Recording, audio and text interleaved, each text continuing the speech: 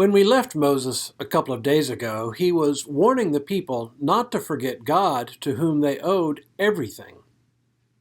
He warned them against assuming that their good fortune in time to come would be the result either of their own hard work or their virtue. Time and time again, he urged the children of Israel to remember the Lord. Now he pulls a switch. Instead of urging the Israelites to remember God, he urges God to remember the Israelites. Hello, I'm Stuart Baskin, pastor of First Presbyterian Church of Tyler, Texas. Once again, the setting. Deuteronomy takes place on the verge of the Jordan River at the very end of Moses' life. The people have been in the wilderness for 40 years. Now, the generation of adults who had left Egypt has all but died off, leaving their children and grandchildren to enter into the Promised Land. Because he knows he won't be going with them, Moses, in a series of talks, explains their situation and instructs them on how they should live when they enter the land. As part of his talks, he reminds them how much their relationship with God has been characterized by stubbornness on their part and grace on God's part. Now we hear Moses recounting a conversation he had with God when God was ready to destroy the people because of their stubbornness. Pay close attention to what he says about this conversation.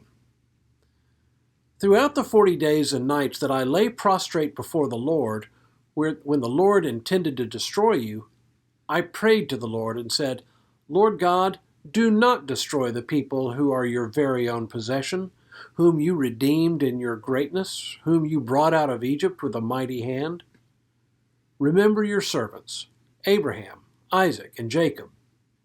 Pay no attention to the stubbornness of this people, their wickedness and their sin. Otherwise, the land from which you have brought us might say, because the Lord was not able to bring them into the land that he promised them, and because he hated them, he has brought them out to let them die in the wilderness. For they are the people of your very own possession, whom you brought out by your great power and by your outstretched arm. Moses has had to plead the case on behalf of the people in order to persuade God not to destroy them. Setting aside for a moment the clear implication that God could be persuaded to change his mind, it is the basis of God's appeal that is so interesting here. Remember your servants, Abraham, Isaac, and Jacob. Pay no attention to the stubbornness of this people. Remember. This is exactly the same language Moses has just used to instruct the people on how to live when they enter the Promised Land. They are to remember God and what God has done for them. Now Moses has to urge God to remember the patriarchs, Abraham, Isaac, and Jacob, with whom God had made covenant. Sounds strange, doesn't it? But really, it's not as strange as we might think. Moses is acting as an intercessor between the people and God. But, you say, we Presbyterians don't believe in intercessors. We don't pray to Mary or the saints. We believe we can pray directly to God on our own. This is true to a certain extent.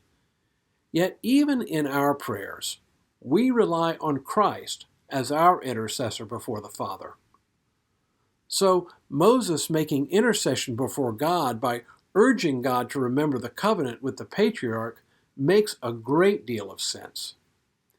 And just as urging the people to remember God was not just about calling God to mind from time to time, but took concrete form in obedience to God's commandments, so now Moses' appeal to God to remember the patriarchs also took concrete form. In the first place, he called upon God to remember the relationship that God had initiated between himself and the people. He himself had redeemed them. Surely a people worth redeeming once was worth redeeming once again. But then he appeals to God's reputation. Should God destroy the people, the Egyptians and others would surely ridicule God as being unable to bring them successfully into the promised land.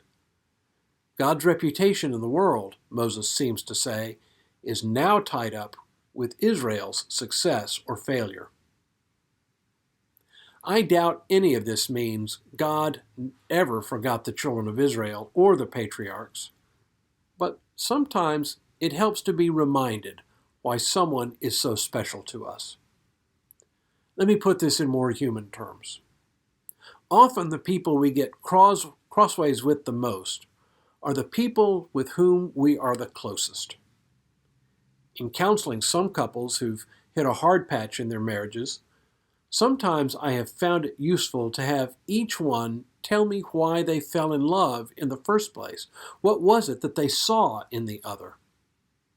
It is in remembering what we have always known but have let fade into the dailiness of life that fractured relationships can sometimes be repaired. That's what Moses asks God to do here. Remember why God has always cherished this people. And it is in remembering these things that God continues to cherish us, even when we are at our most unlovable. And now may God continue to bless you and keep you in all that you do this day and in all the days ahead.